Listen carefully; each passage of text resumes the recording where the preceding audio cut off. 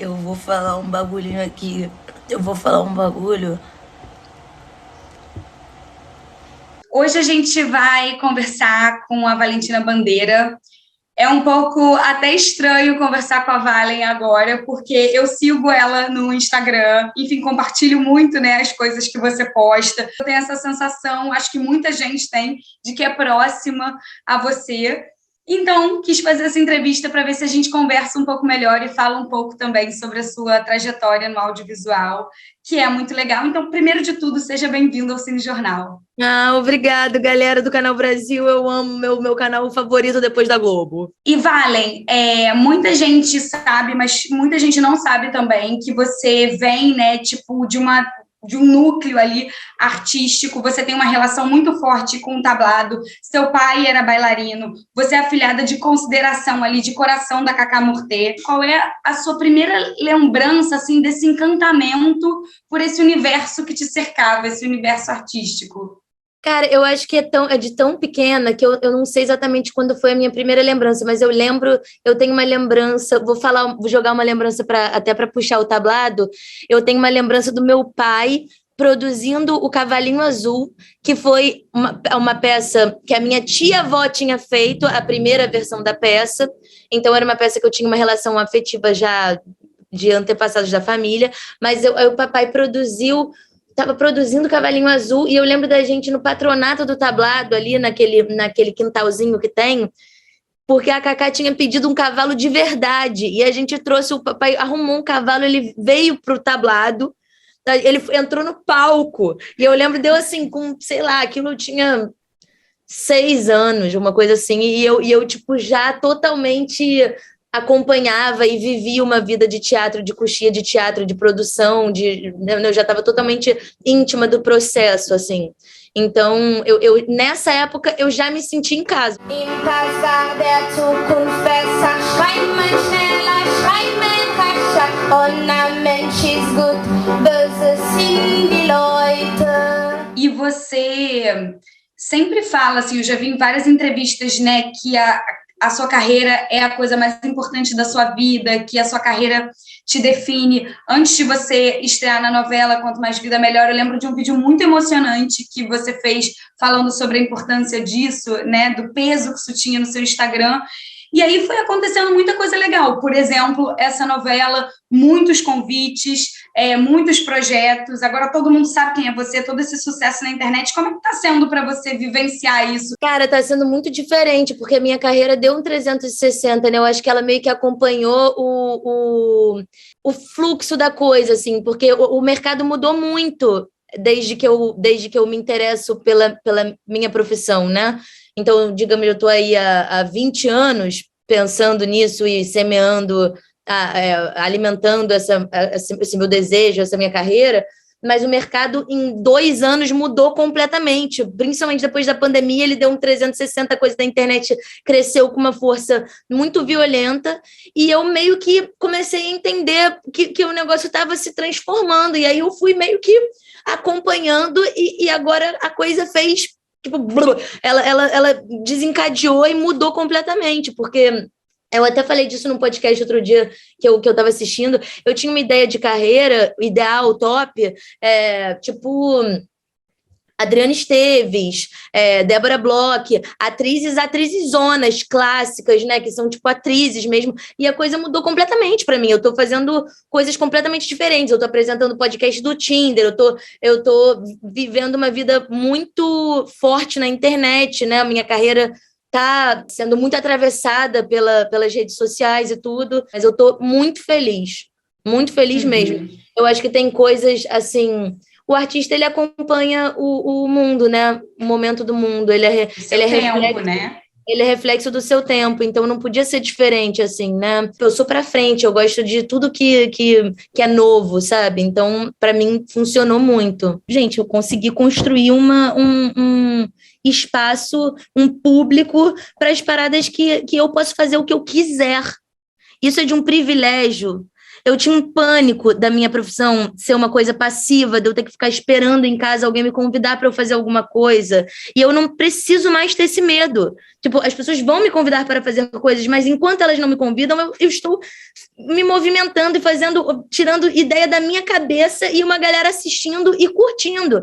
Então, é assim, é eureka, assim. Eu cheguei num ponto que eu tô jogando água na pia da cozinha só pra passar o rodinho.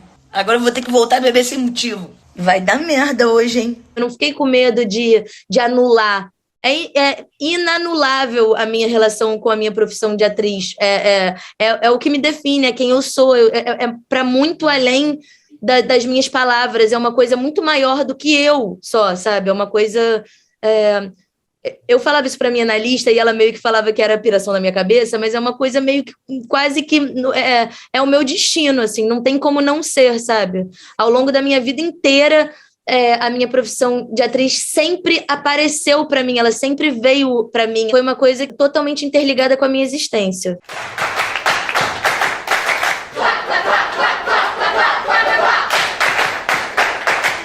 Farinha foi pra ilha no barquinho de dobrar. Eu queria que você falasse um pouco como que a televisão, você já tinha feito muito teatro, mas como é que a televisão, as novelas, especificamente essa experiência no Zorra, da comédia, né? Você ficou como um nome por um bom tempo ali da comédia, o que isso trouxe para você, assim? A parada do Zorra, como eu fiz 4 anos com atores muito fodas, comediantes muito fodas, eu fiquei com muito traquejo do jogo, assim. Eu tava muito treinada no jogo. Eu chamo de jogar bola mesmo, porque você levanta a bola, joga, pega, vai, sabe? Eu tava muito treinada. E aí eu acho que isso foi muito fundamental para quando eu fui fazer vídeo na internet, fui para as redes sociais. É como se a Globo tivesse sido realmente uma grande faculdade minha no audiovisual, assim. Eu aprendi tudo lá. Eu tenho tenho uma gratidão e um amor imenso pela minha história dentro da Rede Globo, porque eu sempre eu fico emocionada mesmo, porque eu sempre fui fascinada por televisão, assim. Eu venho de um lugar muito... de um elitismo cultural que nem achava tão incrível a televisão, e eu era completamente fascinada, eu nunca entendi. Eu conversei isso com uma amiga minha ontem, assim, eu trabalhei com muita gente na Globo que não gostava dizia que não gostava de trabalhar lá, né? Falava, tipo, não, isso a gente faz porque a gente tem que ganhar dinheiro e fazendo... Eu ficava, tipo, caralho, então vaza, brother. Tem 58 mil pessoas querendo fazer o que você tá fazendo, tipo...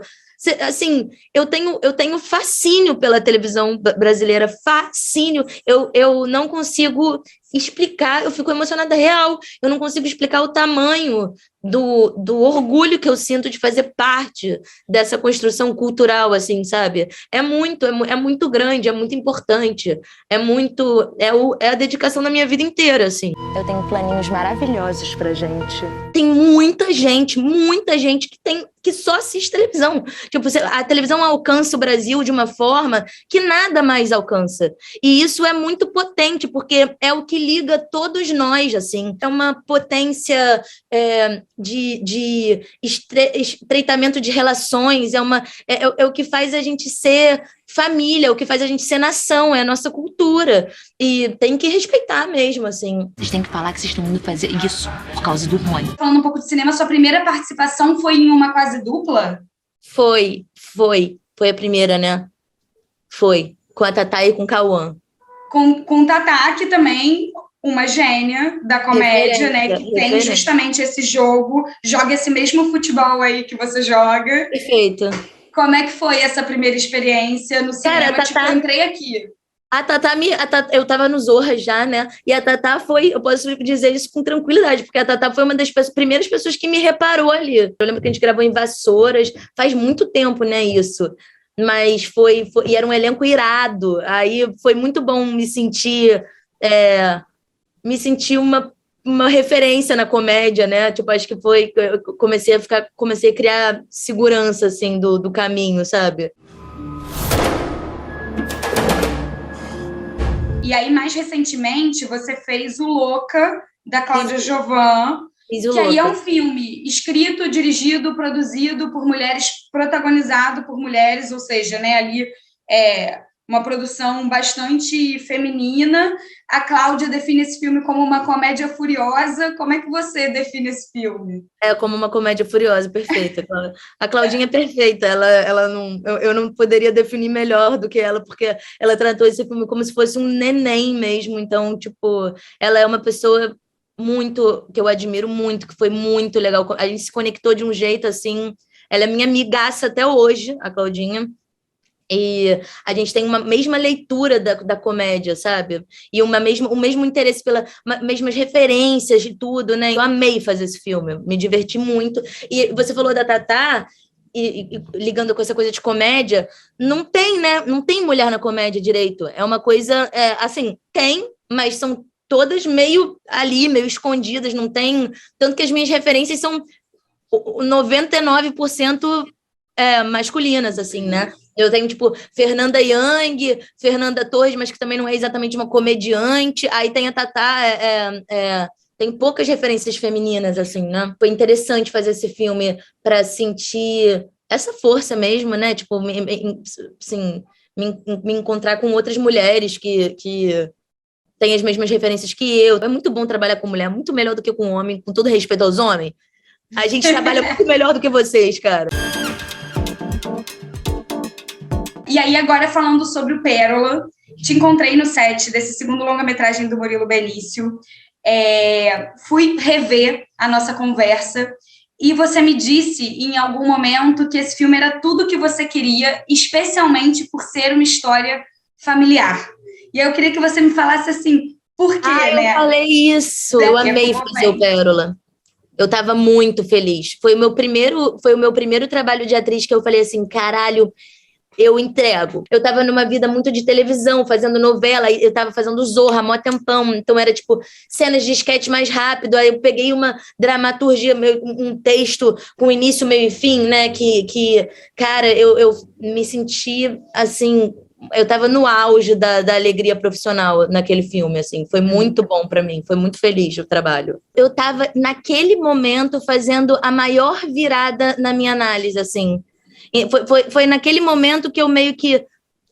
porque eu demorei, eu estendi a minha juventude, tipo, eu estendi eu acho que durante mais tempo, uma coisa meio infantilizada, assim, na minha vida, né? Eu sempre trabalhei muito, fui muito responsável, ganhei dinheiro e fui, né, tipo, super disciplinada e tal, mas eu tinha uma coisa, até um registro de voz, até um jeito de andar. E aí, naquele momento, foi um momento de grande virada na minha análise. Foi quando eu saí desse registro infantil e virei realmente uma adulta e assim, comecei a me comportar mais como uma mulher do que como uma menina. Calhou de ser num momento muito forte familiar para mim, da minha relação com a minha família, de como eu via a minha família, como eu lidava com os meus pais.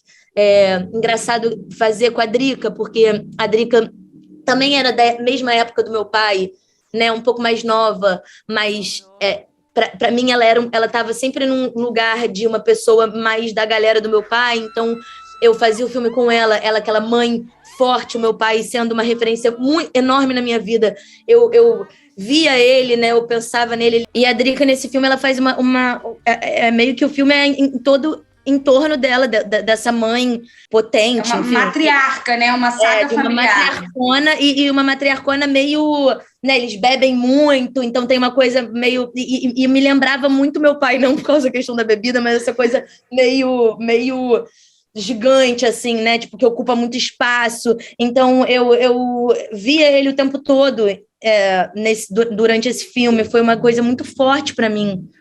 Caramba, eu falei isso, agora eu lembrei dessa história, porque eu lembrei do meu momento de vida naquele momento. Esse roteiro calhou muito, porque era tudo que eu queria, assim. Primeiro porque é uma história de uma família, então é uma história de personagens, tipo uma história de sentimentos, né? E a Elisa, a gente conversou muito sobre a Elisa, sua personagem, né? Que é uma personagem, como é uma saga familiar que tem várias fases, e que é, sim, uma menina cheia de vida, uma menina intensa. Você também é uma menina cheia de vida, uma menina intensa. Sim. Então, qual foi o lugar também que a Elisa teve para você, né, naquele momento? Ela parece comigo, mas ela é totalmente diferente de mim. E aí eu fico lembrando, eu não sei nem como é que eu cheguei naquilo, sabe?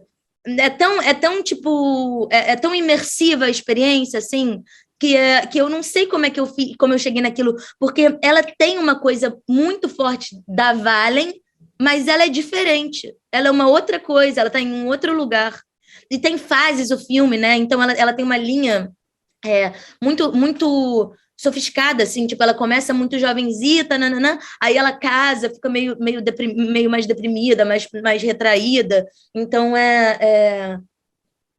realmente é tudo diferentíssimo de mim. Vamos falar de Cedo Demais, protagonizado pelo Yuri Marçal, de José Lavigne. Qual a sua personagem nesse filme? Eu faço meio que meio par romântica do Yuri, uma namorada meio maluquinha dele, assim. Eu faço a menina maluquinha da galera.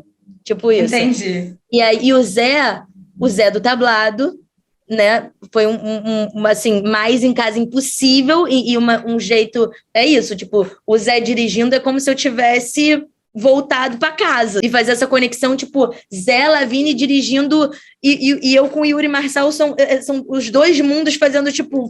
E eu não tinha nem ideia que eu ia trabalhar tanto com a internet naquela época. Olha aqui. Primeiramente, ele não é seu cachorro, tá? Ele é um ser vivo, ele é um ser livre. Eu não sei se você já ouviu falar em encrateia, mas você deveria. Obrigada, Valen. Muito bom conversar com você. Muito bom te reencontrar tanto tempo depois. E te ver crescendo e crescendo e crescendo e se transformando. Valeu, galera. É isso.